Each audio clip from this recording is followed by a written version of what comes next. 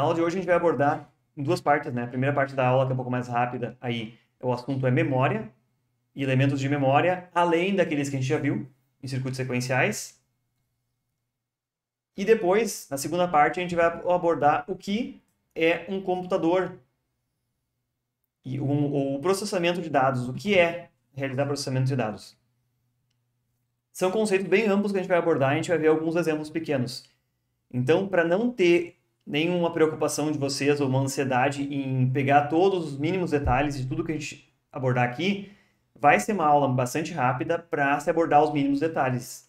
Por isso que o objetivo dela é a gente entender de forma geral o funcionamento das partes todas juntas. Porque dentro de um sistema, de um processador ou de um computador, existem elementos, circuitos digitais, como a gente já viu até agora, lógica combinacional e lógica sequencial. Também tem elementos maiores de memória, que são um tipo de elemento com lógica sequencial, um elemento de memória que guarda a informação que você pode pegar depois. E eles trabalham de uma forma em conjunto para que a gente consiga mudar a forma que se comporta esse sistema. É como qualquer computador ou qualquer smartphone que a gente tem, a gente pode trocar o programa que tem dentro dele e executar outras funções. Mas o que a gente viu até agora em circuitos digitais eram circuitos bastante simples, que a gente pegava uma tabela verdade e organizava um diagrama de circuito que realizava aquela tabela verdade, né? Que realizava aquela expressão lógica booleana. Mas quando a gente quer um sistema mais completo e que tenha múltiplas funções, que a gente possa trocar a função, trocar o programa, a gente não pode ficar redesenhando aquele diagrama lógico toda hora, né? Não faz sentido, não tem como a gente modificar esse hardware, como que é o que até agora vocês viram que era possível fazer. Montar diagramas de operadores lógicos que fazem funções fixas, implementam expressões booleanas fixas. Então, o que a gente vai ver é o que é um elemento de memória sozinho, que armazena informações e a gente consulta essas informações depois, tipo um pendrive, tipo um CD, tipo uma memória do smartphone, tipo uma memória RAM, alguns tipos de memória a gente vai comentar. Em seguida, a gente vê como é que a gente junta essa memória, bota outros bloquinhos juntos e faz com que o que está dentro da memória gere instruções para o hardware fazer, para o nosso processador, nosso sistema digital, fazer diferentes coisas. Pode ser operações aritméticas, pode ser operações lógicas, pode ser programas diversos. Tudo que vocês estão vendo, seja o computador, seja o smartphone, que agora vocês estão observando a aula, ele está processando no seu nível mais baixo de abstração, se a gente observar ali cada posição de memória, cada passinho pequeno que o programa executa, que o sistema operacional executa, que o programa, que o aplicativo do Google Meet executa, ele é uma leitura de uma instrução na memória que viram diversos comandos que trocam informações entre partes diferentes do computador. E no final, o que isso transforma? Depois de pegar um monte de informações juntas e mandar para a tela do computador, vocês vão me enxergar aqui na tela do computador. Isso é milhares de instruções, umas depois da outra, executada, para exibir cada tela que vocês estão vendo da minha câmera. Da mesma forma, o som. São milhares de instruções executadas em sequência, que são, então, enviadas para a placa de som e vocês acabam escutando na forma de áudio isso aí. Falando sobre um elemento separado da memória, então. Primeira parte da aula. Até agora a gente tinha visto só flip-flops, latches e dispositivos bem pequenininhos que guardavam, tipo, 1 bit, 2 bits de informação. Mas os dispositivos que a gente tem hoje em dia é bem fácil de encontrar aí memórias com milhões, bilhões, trilhões ou mais de bits de capacidade de armazenagem. Como é que a gente organiza esse monte de informação tudo junto aí dentro de um elemento de memória? Qualquer elemento de memória funciona muito bem como uma tabela. Então, qualquer armazenamento digital de informação funciona muito bem como uma tabela. Eu peguei um pedacinho de uma tabela aqui só para trazer de exemplo, aqui embaixo, que é, quando a gente quer consultar uma informação numa tabela qualquer, como aqui no Google Spreadsheet, uma tabela qualquer, se eu disser que eu quero consultar a informação em A1, coluna A, linha 1, eu vou pegar uma célula vazia aqui. Mas eu posso querer consultar outra informação, que é a linha 1, coluna B, outra célula vazia daqui do lado, ou eu posso pular e consultar uma informação lá dentro, na coluna D, linha 6, eu vou ler o valor escrito 25 ns, 25 nanosegundos. Então, uma memória segue a mesma lógica, que é Se eu quero consultar uma informação dentro dela, eu preciso dizer consulte tal endereço. Quando eu comecei dizendo consulte a coluna D, linha 6, eu estou dando um endereço. Endereço assim como endereço postal. Ah, rua tal, número tal. Beleza, é um endereço. Tá aqui dentro a informação que está naquele endereço. O sistema digital segue a mesma filosofia por trás. E agora eu vou botar um diagrama simplificado do que é um elemento de memória qualquer. Que é, eu vou entregar para ele um endereço e vou dizer qual a operação que eu quero realizar sobre esse endereço. Por quê? Eu preciso botar a informação para dentro dele para mais tarde poder ler ela. Ele não vem da natureza ou de algum lugar mágico com alguma informação salva dentro. Então, inicialmente o que se faz é fornecer dados de entrada. Eu digo que eu quero fazer a operação de escrita em determinado endereço. E ele vai preencher esse elemento de memória com as informações que eu botei no dado de entrada. Existem aqui alguns números e eles se relacionam. Que esses números que eu botei aqui são N bits de entrada. Essa tabela não tem um bit em cada endereço só. Eu posso botar 8 bits, 16 bits. Vocês lembram aqueles tamanhos lá de unidades? 1 bit, 1 nibble são 4 bits. 1 byte são 8 bits. Pode ter essa largura da quantidade de bits que cada endereço tem variável. 32, 64, 128 bits em cada endereço. Então, N bits. E o endereço tem A bits. Um bit só poderia endereçar duas posições de memória. 2 bits podem endereçar 4 posições de memória. Mais número de bits pode endereçar 2 na palavra de memória ou locais diferentes. Então, se eu tiver aqui 8 bits de endereço, eu vou ter 2 na 8. 256 palavras diferentes que podem ser guardadas na memória. E, obviamente, a mesma largura, o mesmo tamanho do que eu escrevo nos dados de entrada, N bits, também é o mesmo tamanho do que eu vou ler depois. Porque eu escrevo uma posição, eu leio aquela posição, né? Uma tabela. Quando eu gravei coisas numa tabela, eu vou ler coisas numa tabela.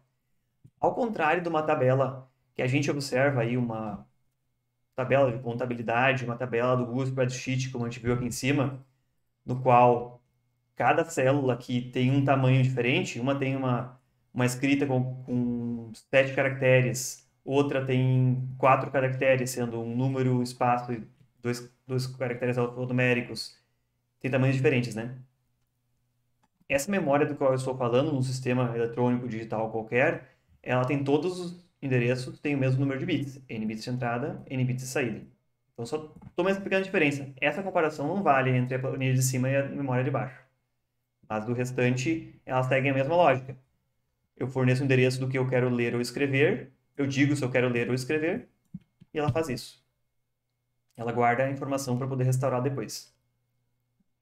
As definições disso que eu falei aqui a entrada são os dados a serem armazenados, quando só vai ser utilizada quando eu aplicar a operação de escrita.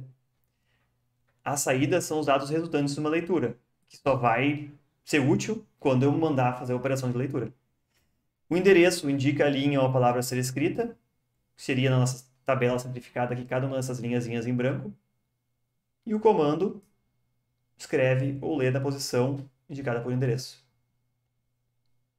Assim parece um pouco abstrato. Eu vou passar por um exemplo numérico e como eu faria operações de fato aqui dentro.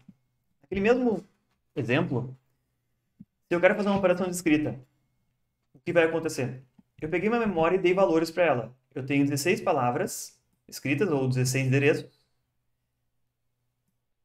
Quer dizer que eu tenho que ter 4 bits para endereçar os 16 endereços. 2 na 4, 16 palavras. Cada uma das posições vai ter 8 bits, ou 1 byte, também conhecido. Por isso, os dados de entrada têm 8 bits e os dados de saída vão ter 8 bits também de tamanho. Essas flechinhas cruzadas aqui no meio indicam que são uma largura dessa flecha aqui. Não significa que é um sinal somente, mas são 8 bits, como está indicado ao lado. Aqui embaixo também, uma barrinha indica que são 4 bits nesse sinal aqui. Não é um fiozinho só, são 4 fiozinhos em paralelo. Aqui embaixo, 8 bits. A operação de escrita começa por fornecer a entrada com escrita aqui. Não foi convencionado se isso aqui é nível lógico alto ou baixo, o que seja. Fornecendo o endereço no qual eu quero escrever. Está em base binária 0100. Passando isso aqui para base decimal seria 4. Os dados de entrada também estão representados em base binária 0010, 1100. Como operação escrita, ele vai pegar os dados de entrada e botar uma posição aqui dentro escrita. Se você for observar a posição, ela corresponderia a, no índice aqui, o número 4. 0, 1, 2, omitidos 3, 4. Então ele pegou o endereço e botou lá dentro aquela informação. Se eu repetir esse processo várias e várias vezes, eu vou escrever todas as posições da memória. Por isso eu já trago ela escrita no próximo exemplo. Como ocorre uma leitura? Depois que eu preenchi toda ela, eu posso alterar e botar qualquer outro endereço. Eu posso posicionar a operação dizendo que é leitura. E aquele endereço ali corresponde ao número 11 em decimal, esse endereço que está indicado aqui.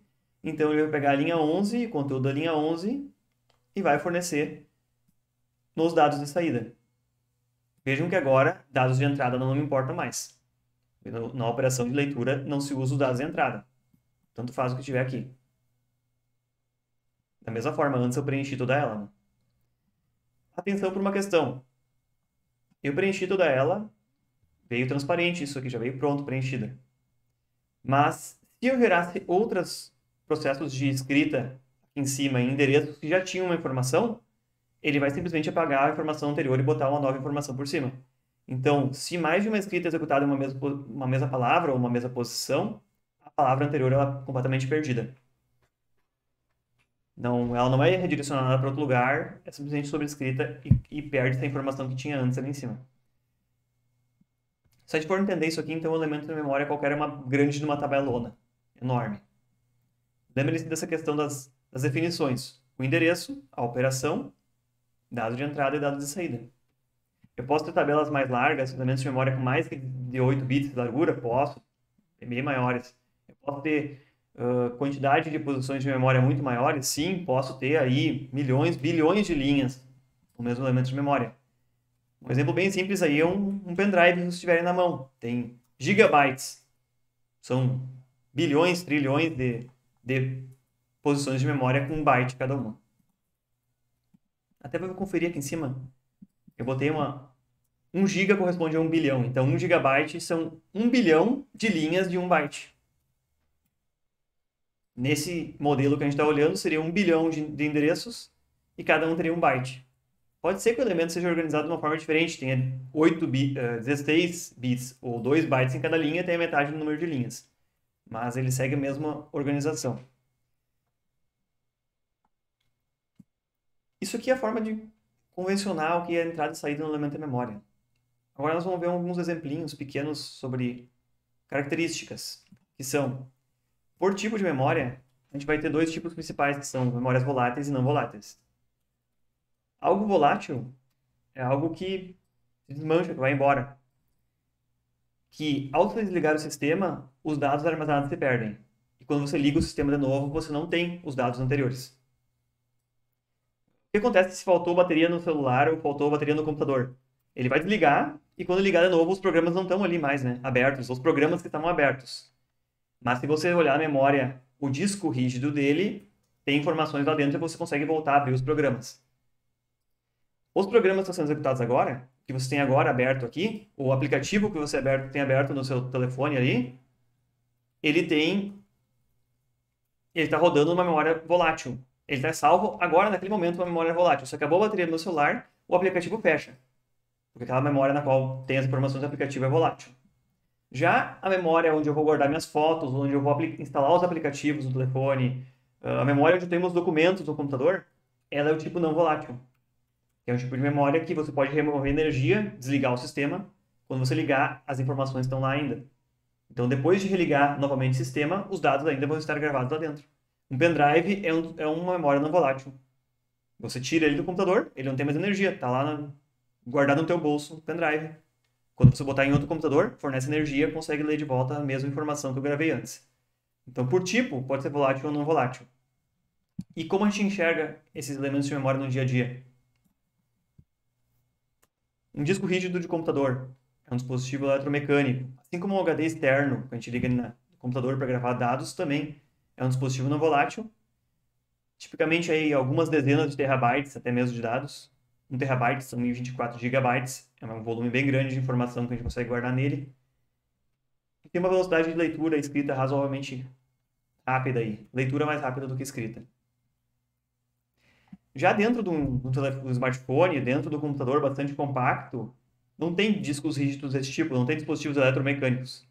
Então, dentro de uma memória do smartphone ou dentro de um pendrive, são muito mais compactos, as memórias não voláteis elas estão como chips mesmo, circuitos integrados. Geralmente são memória tipo flash, também é não volátil. Pode ter centenas de gigabytes e tipicamente, que é 1000 vezes menor do que em geral esses discos rígidos, e a leitura e a escrita é razoavelmente rápida. Então, um chipzinho pequeno eletrônico grava informação e tira informação de volta, com memória não volátil. Isso aí. E o que é essa memória RAM que a gente escuta aí? Memória RAM é um tipo de memória que a gente tem no computador também, que é Random Access Memory, que é uma memória de acesso randômico, aleatório. A gente consegue acessar ela em qualquer posição, em qualquer momento. Eu troco o endereço do 1 para o 1 milhão, ele acessa o endereço 1, depois o endereço 1 milhão, e eu posso saltar para quaisquer sequência de posições para leitura ou escrita. Ela geralmente tem menos capacidade, menos gigabytes do que o disco rígido lá, ou que aquela memória não volátil. Porque afinal, nela só se armazena o que está sendo executado agora, o programa que agora está aberto. Então essa memória RAM, volátil, desligou, tira fora o que tem nela. Mas ela permite leitura e escrita muito mais rápido. Por isso o computador tem um espaço de memória não volátil, que é onde eu guardo os documentos, guardo os programas instalados, e outro espaço no qual estão rodando as coisas dentro. É muito mais rápido. Também existe memória do tipo mídia física aí, um CD, um DVD, em que é gravado na superfície dele micro pontinhos aí invisíveis ao olho nu, que guardam a informação, mais lenta a escrita. E também existem alguns chipzinhos separados de memória bem pequenininhos, tipo isso aqui, que servem para algum projeto eletrônico, alguma coisa. Às vezes dentro de um dispositivo eletrônico tem alguma quantidade de memória pequena. Seria como esse aqui, tem 8 megabytes, um chipzinho desse tamanho aí, pequeno. Se vocês olharem aqui, ele não tem um monte de pinos em volta dele, né? São poucos pinos de um lado e do outro, são 8 pinos no total. Como é que ele acessa? Como é que ele dá o endereço? Como é que ele faz a leitura escrita nisso aqui? Como assim? Com 8 pinos, eu não consigo botar 8 bits de endereço mais 8 bits de informação. Como é que esse dispositivo aqui faz essa... Como é que ele recebe e devolve a informação? Um chip com tão poucos pinos. Olha, para ter 8 megabytes, são 8 milhões de posições de memória. Tem que conseguir mandar um endereço bem grande, aí, vários bits. O que se faz nesse caso, quando não se tem um monte de pinos disponíveis, é algo que se chama uma interface serial, que é se mandam em vários ciclos em sequência, em um determinado pino, se manda o comando, ou seja, a operação, e o endereço que se quer acessar, em sequência. Por isso uma interface serial. E logo em seguida o dispositivo responde, no caso, na operação de leitura, em outro pino ele manda em sequência os bits que estão sendo lidos. Um depois do outro também. Então isso simplifica que o dispositivo tem poucos pinos, mas olha só quanto tempo ele levou para enviar vários ciclos para enviar todas as informações do endereço e vários ciclos para pegar o dado de volta. Alternativamente a isso, já que isso é lento, olha só, demora um tempão para enviar o endereço, um tempão para retornar a resposta, o que a gente encontra muito por aí é algo que se chama interface em paralelo. Permite operações mais rápidas, mas vejam o tamanho que o dispositivo vai ficar. Para eu ter uma memória, isso aqui é uma memória RAM de um computador. Eu peguei exatamente essa foto porque mostra exatamente os pinos que tem aqui embaixo. Essa memória RAM provavelmente ela tem entre 64 e 128 bits de largura de dado de entrada e de saída. Então vejam a quantidade de terminais que ela tem que ter para que você forneça por um lugar o endereço e por outro lugar venham os dados todos de uma vez só, sem precisar mandar ciclos em sequência. Um detalhe, vocês estão vendo os terminais de um lado da placa, do outro lado da placa tem outros terminais que a gente não está vendo por baixo. Então o dispositivo acaba ficando grandão, né? Então existem dispositivos de memória que operam com esse princípio serial, se manda o endereço e a operação se recebe de volta a resposta do dado. E existem dispositivos que operam com interfaces em paralelo. Cada bit tem um fiozinho do endereço, cada bit tem um fiozinho do dado e da operação separado. Vamos dar uma paradinha por aqui, para o intervalo. A gente retorna em sequência e vê a simulação de um elemento de memória no Logsim e entra no assunto do nosso processador. Nós paramos anteriormente exatamente nesse ponto aqui que a gente estava olhando que a interface para acessar os dados na memória pode ser tanto serial, em que vão sendo mandadas informações uma depois da outra, por poucos pinos, ou uma interface paralela, em que a gente tem um monte de pinos, cada pino individual para um sinal, para um bit, tanto nos dados de entrada, no endereço de entrada e operação, como também nos dados de saída da memória. E agora a primeira atividade eu vou abrir aqui o Logsim e a gente vai simular como funciona um bloquinho de memória, como a gente consegue visualizar ele dentro do Logsim, inclusive. Abrindo esse bloquinho aqui, que já está disponível para vocês também como exemplo, memória, a gente consegue lidar um pouco nele. Olhando aqui embaixo, a gente tem o sinal de controle escreve e o sinal de controle lê, o endereço de entrada, o dado de entrada e o endereço ou o dado da saída.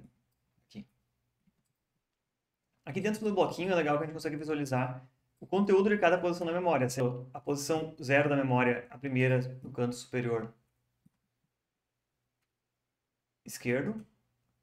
A posição 1 é a segunda ao lado. A 2, a 3. A posição 4 é a da coluna bem da esquerda da segunda linha. A gente consegue visualizando todas elas aqui. Só mudando o endereço aqui ao lado, eu consigo já ele já vai marcando qual é o endereço que eu estou apontando na planilha, tá? Na tabela aqui. Então, aqui a gente vai simular agora a operação dessa mesma memória, um bloco de memória genérico aqui.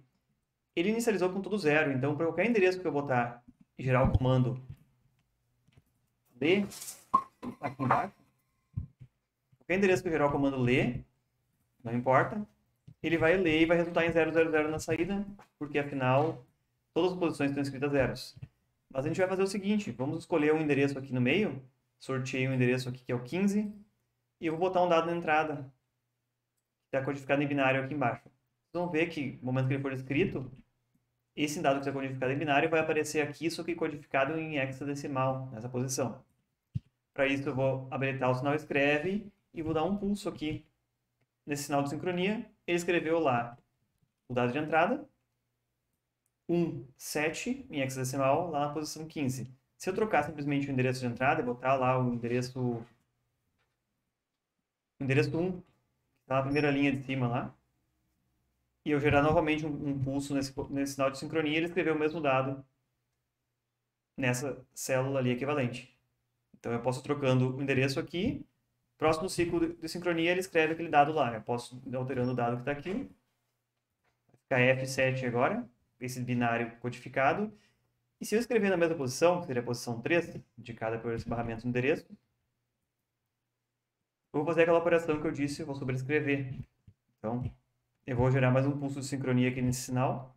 F7, ele escreveu por cima e a gente perdeu o 17 que estava escrito embaixo. Então, essa foi a operação de escrita aqui. Se eu parar a operação de escrita e só deixar habilitada a operação de leitura, posso ir trocando os endereços e ele vai ficar lendo os endereços diferentes aqui na entrada. Eu vou trocar o endereço para 000, ele vai ler 00 na saída 00. Eu trocou para 01, leu 17. 17 em hexadecimal, codificado em binário, ficou esse valor. Então agora exercitando essa operação de leitura, eu vou trocando os endereços e ele vai botando na saída exatamente o que corresponde àquela posição, aquele endereço. Para cá também. Isso é um bloco bem simples, a gente pode, inclusive aqui dentro, entrar e editar os tamanhos dele, quantos bits de dado ele vai ter, por exemplo. exercitar dentro do Logicsim isso aqui. Nós vamos avançar agora para ver mais um pouquinho sobre como aplicar esse uso da memória em um sistema programável, porque aí a memória não vai simplesmente servir como um local de armazenamento de dados, mas vai armazenar instruções para que o programa faça operações lógicas entre outros componentes. Quando a gente fala em programa, a gente fala em uma série de instruções. E nem sempre as instruções são amistosas assim para serem lidas por seres humanos. Elas podem ser um monte de zeros e uns e bits, como a gente vê aqui no lado direito, em que o computador consegue interpretar isso muito fácil. Com um circuito digital qualquer, como aqueles circuitos que a gente viu lá, com um computador que tem circuitos digitais montado com operadores lógicos, ele interpreta isso aqui, mas é muito difícil para o ser humano entender essa linguagem de máquina, como é chamada aqui. Então, no momento que a gente está gerando um programa ou fazendo algo para programar um computador, tem outras linguagens mais amistosas para o ser humano. Uma das linguagens, como exemplo, eu trouxe aqui, é uma linguagem chamada Assembly, que ela mapeia cada comando, vai gerar uma instrução exatamente na memória. Então, apesar de ela ser um pouquinho mais fácil para o ser humano entender, vejam que não é tão fácil assim. Ela ainda é escrita de uma forma legível, não é escrito em binário tudo lá. Uma instrução dessas aqui, por exemplo, seria move, que é mover de fato uma informação, de um elemento que se chama EBX para outro elemento que se chama ECX. Outro exemplo aqui, move, vai copiar a informação que tem armazenado no elemento R9D para o elemento EDX. Depois a gente vê o que são esses elementos aqui. Mas isso aqui são então duas linguagens diferentes. Para vocês terem uma ideia, eu fiquei curioso também que cara tem um programa do computador. Eu peguei meu computador aqui no Windows e abri o programa calculadora do Windows para olhar o que tem na memória, o que de fato esse programa é na memória do computador. E se a gente olhar desde o byte 0 aqui, a primeira posição que esse programa ocupa na memória, que é o 00, tem em hexadecimal 4D, depois 5A, depois 90, e assim vai indo, cortando a tabela aqui. Vejam que é uma coisa completamente ilegível para nós, não é compreensível justamente o que esses comandos, o que essas instruções são. Mas essa aqui é a calculadora do Windows, é um programa que tem uma interface gráfica, tem botõezinhos, tudo mais. Inclusive eu posso abrir aqui a versão completa dessa leitura aí da memória, e vocês vão ver que uma simples calculadora é um monte de coisas. São milhares de linhas e muitas delas são praticamente ilegíveis, não dá para entender muita coisa da parte em hexadecimal. A exceção é que aqui do lado, esse meu editor de texto, ele já me diz como ficaria codificando em ASCII. Vocês lembram da tabela ASCII? Se eu pegasse simplesmente esses caracteres e mostrasse em ASCII. Até achei uma coisa interessante aqui, porque tem uma mensagem escrita aqui. This program cannot be run in DOS mode. Então eu li o código-fonte, eu li a memória, onde está o programa calculadora do Windows, e é pouco legível, apesar de que em ASCII eu consigo ver e reconhecer algumas coisas até, mas a maior parte dos caracteres não faz sentido nenhum para mim. Só o computador consegue interpretar, porque já está em linguagem de máquina direto, mapeado na memória. Então isso é só uma curiosidade, como é que seria para ler um programa e como ele está na memória do computador, não é legível. Mas tem outras linguagens de programação que são linguagens feitas para um ser humano descrever o que ele quer que o programa faça. O ser humano ele não quer descrever um monte de 0 e 1, é difícil. Ele prefere dizer assim, ó, de uma forma bem intuitiva. Olha, eu gostaria que o meu programa fizesse essa série de equações lógicas aqui, ó. Por exemplo, um diagrama de blocos de funções, essa caixa C aqui, ela tem uma função aqui que faz um maior ou igual, tem uma expressãozinha lógica ali dentro, e aqui tem um flip-flop. Então, um diagrama de blocos, dizendo a função que cada bloco faz, eu conhecendo. Ou então, um outro diagrama, outro tipo de diagrama de blocos aqui, que vocês vão ver, é muito parecido com o que a gente vê em acionamentos. Esse diagrama aqui, gráfico também, chamado ladder, a gente vai ver quando a gente falar em controladores lógicos programáveis. Lista de instruções, texto estruturado. São formas diferentes, linguagens, em que a gente escreve o programa, ou aqui embaixo até tem uma linguagem textual chamada linguagem C. Esse pedacinho de programa aqui embaixo, que faz algumas operações aí. Se if reset igual a 1, reinicia a contagem. Faz aqui embaixo uma determinada operação. São formas diferentes de escrever uma lógica. Mas eu não preciso dizer, monte uma porta end, depois uma porta or, depois isso e aquilo. E eu também não preciso dizer, preencha a memória com bit 011100. Então isso aqui já é uma forma bem mais abstrata, mais fácil para o ser humano entender. Mas isso aqui o computador não entende. Então, quando a gente programa qualquer dispositivo programável, a gente escreve, faz a programação e gera a descrição do programa de uma forma que é amistosa para nós. Isso passará por dentro de um programa chamado compilador, ou seja, ela vai ser compilada, vai ser transformada daquela linguagem que é gráfica ou aquela linguagem escrita que é fácil para a gente entender, em algo que aquele dispositivo, aquele processador entende, ou aquele dispositivo CLP, ou aquele dispositivo programável entende. Então, qualquer um desses tipos de blocos aqui, desde que a gente tenha o programa compilador adequado, ele pode virar esse mapa de memória aqui, ou esse mapa de memória aqui, para ser executado dentro de um processador específico que aquele dispositivo compilador suporta. Então, a gente escreve uma linguagem de programação. O computador não executa aquele. O computador passa essa linguagem que a gente consegue entender por dentro de um processo chamado compilação, e aí vai gerar aquele monte de zeros e uns que vão numa memória. Mas qual o princípio de o que o conteúdo da memória faz? Qual o princípio de programar um computador, então? O hardware, os circuitos que estão montados lá, eles são circuitos digitais, como vocês já viram, combinacionais e sequenciais, e de memória, que vão receber essas instruções, e o computador vai decodificar. Vocês lembram lá o que era codificar e decodificar? No nosso caso lá, a gente codificava, ó, quando a entrada está alta, significa que a porta está aberta. Quando eu boto 01, significa tal coisa. Isso é codificação, e decodificação é fazer o oposto. Se ele lê na memória uma série de sequências de zeros e uns, ele vai entender que ele quer fazer uma operação de soma, por exemplo.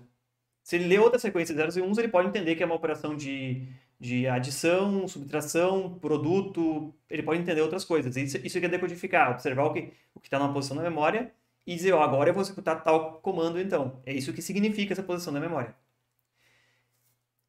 O circuito, o hardware, ele não é um circuito que vai fazer só uma operação, como aquelas que a gente estava vendo lá, que faziam uma determinada lógica, a partir de uma tabela verdade, esse circuito vai fazer sempre a mesma coisa, mas elas são operações suficientemente genéricas e que, agregando várias operações dessas, a gente consiga executar uma série de passos, começando pela instrução que está na posição 0 da memória, depois essa instrução 1, e depois ir pulando um passo depois do outro e construindo relações complexas. E essas operações que ele consegue realizar, essas vários tipos de instruções que ele entende, são coisas super simples. A gente vai ver embaixo uma tabelinha, são coisas simples. Mas a gente pode dividir ela em operações aritméticas e lógicas, que seriam operações matemáticas, soma, subtração, de repente produto e divisão também.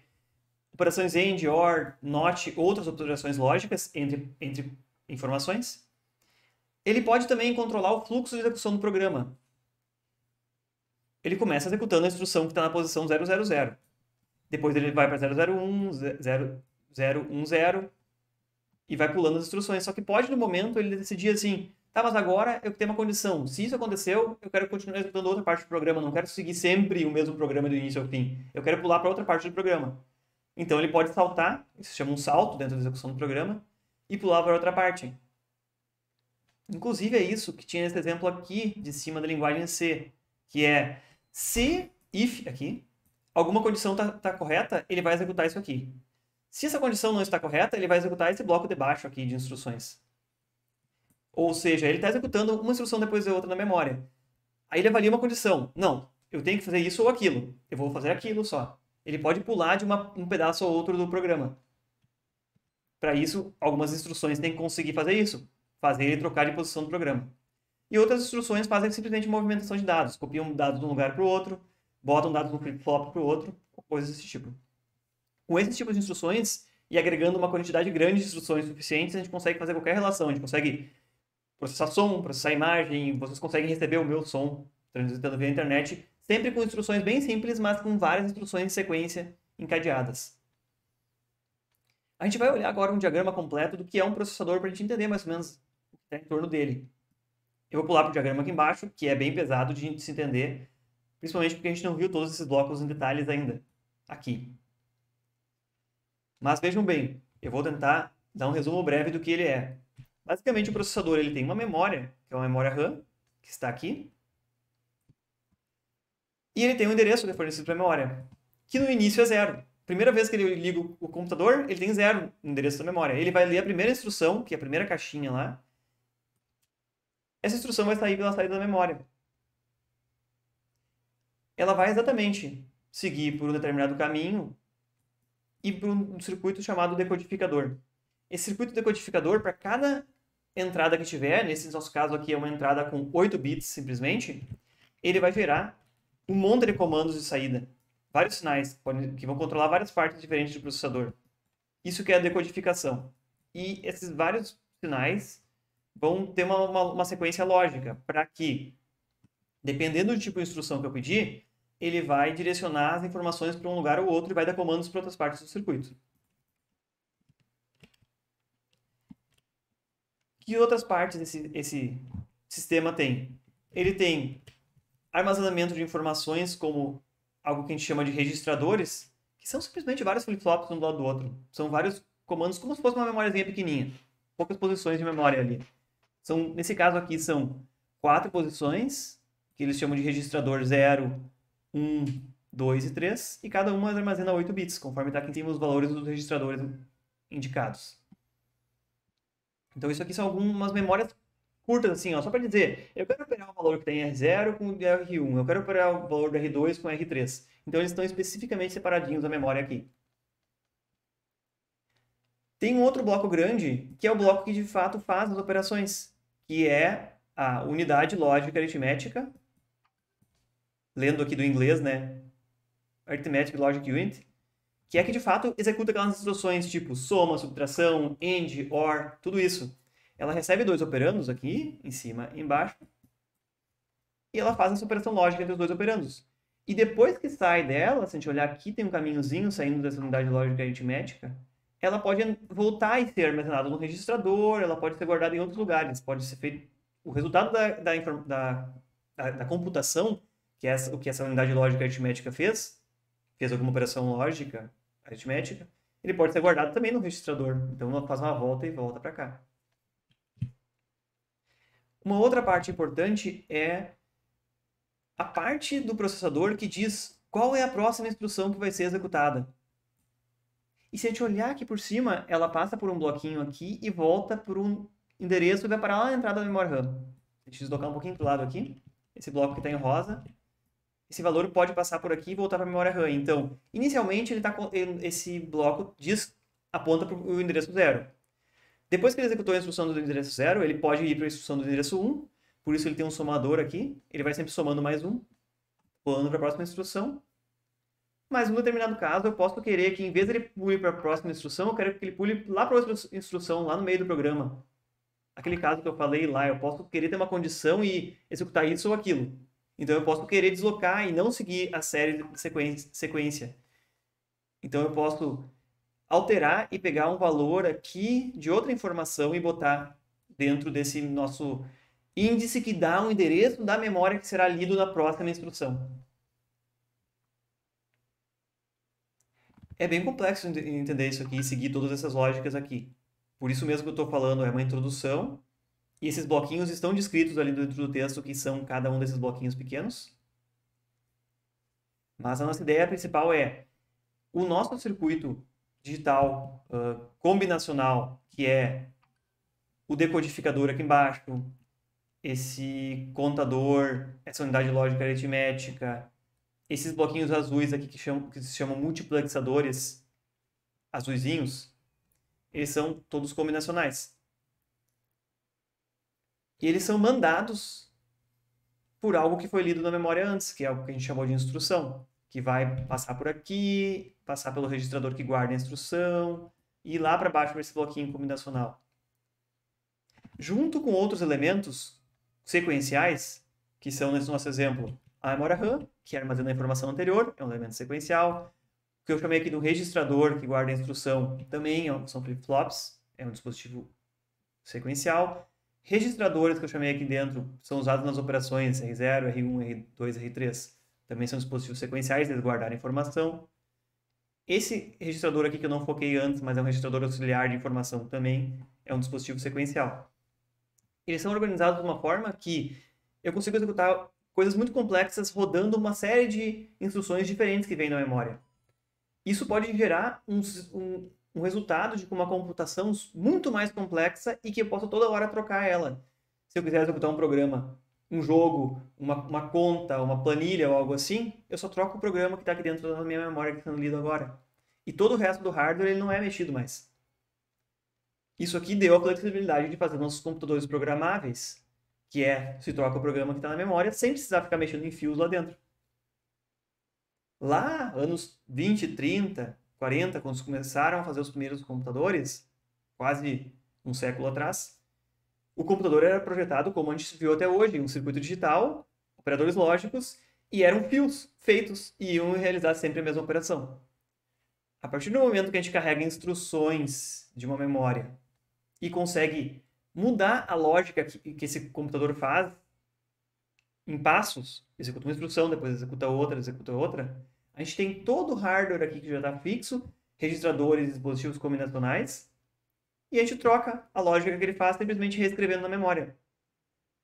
Então, esse um princípio fundamental por trás do que um dispositivo programável faz.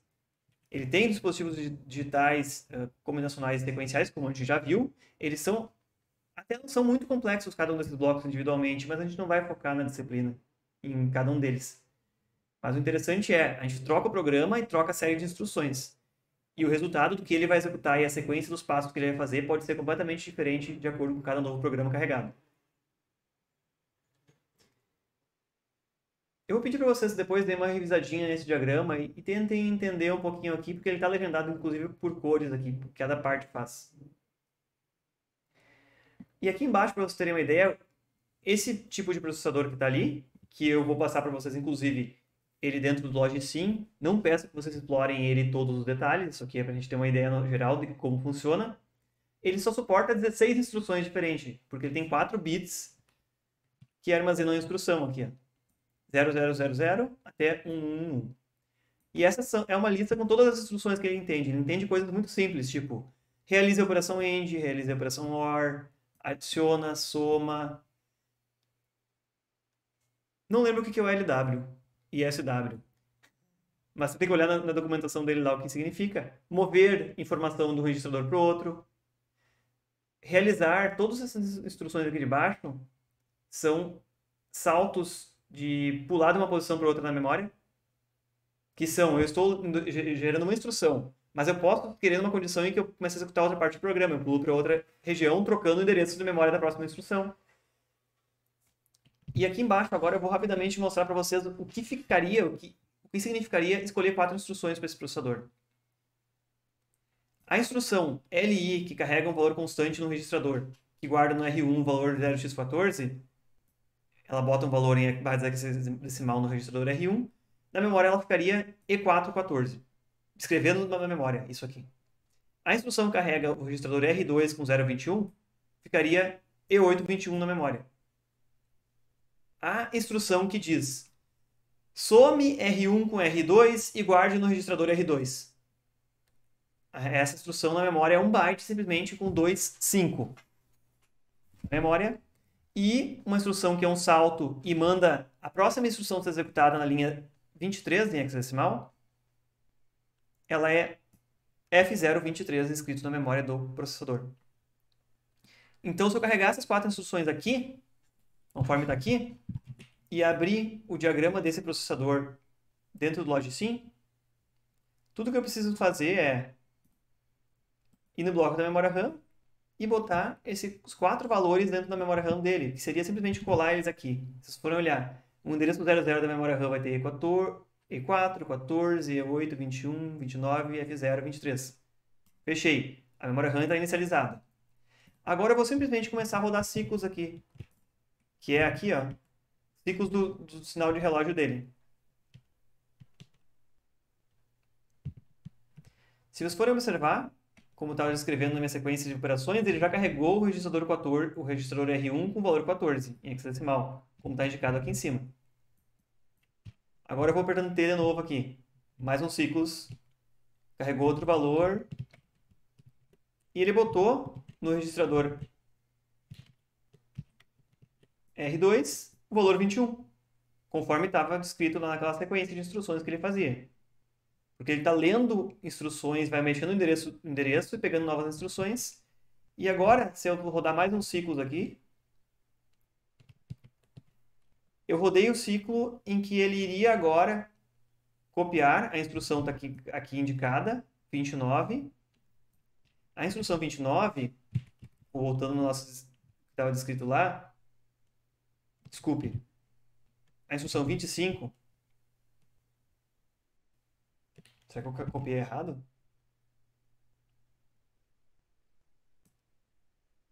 E821, E829 está copiada errada, é a instrução 29, é a correta aqui. Que era essa instrução que foi lida da memória, ela foi carregada, está salva aqui, está sendo executada agora.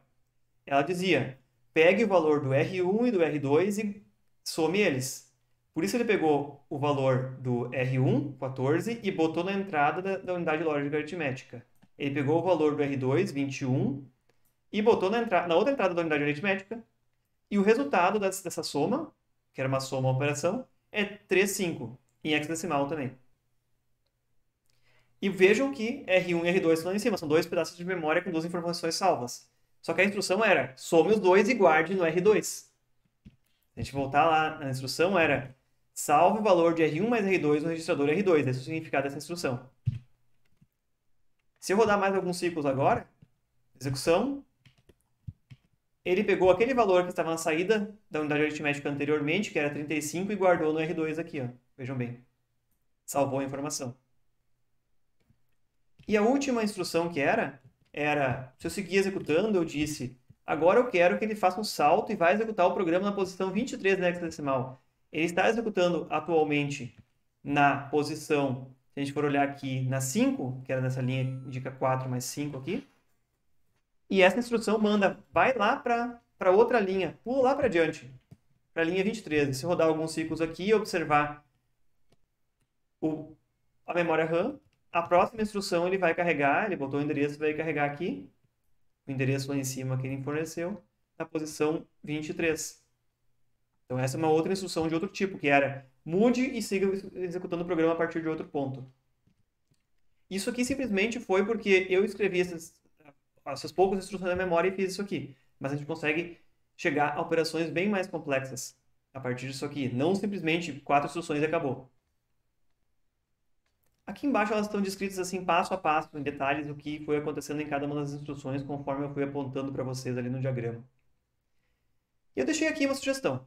Se alguém gostou disso aqui e quer ver um pouquinho mais, tem uma série de vídeos nesse canal aqui, em que esse professor Pantoja, ele explica cada uma dessas coisas, como é que funciona o processador, como é que é programado, tudo mais, e faz uma revisão de tudo que a gente viu até agora também de circuitos combinacionais e sequenciais. Mas fica como um além, se alguém quiser aprender um pouquinho mais e for curioso sobre isso aqui. Não sugiro que vocês estão toda essa lista de vídeos dele aqui como obrigatório, até porque é bastante grande.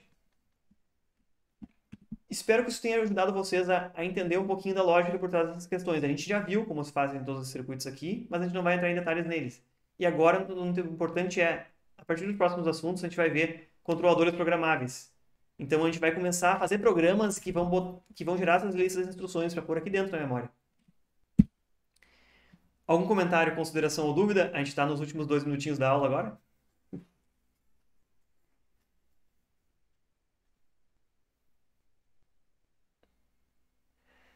Então, pessoal, muito louco, Mikael. É bem louco mesmo, bem interessante isso aí. Eu vou interpretar louco como interessante. Gostei muito do comentário, Mikael. Então a gente vai encerrando a aula por aqui. Se tiverem mais alguma dúvida, por favor, sigam aí, pessoal. Eu vou pedir para mesmo que aqueles que não queiram fazer a tarefa 14 como substitutiva da tarefa 12, façam também como uma forma de dar uma revisada e tentar escrever e organizar as suas ideias sobre o que a gente viu na aula hoje. Ok? Conto com vocês aí. E a partir da próxima aula a gente vai ver algumas coisas aí sobre controladores lógicos programáveis, porque acabou o bimestre para nós. Vamos para o próximo assunto, que é o assunto final do ano já. Bem, pessoal, valeu. Muito obrigado pela audiência e paciência por hoje. Tchau, tchau. Até uma próxima e tenha uma boa semana aí. Até.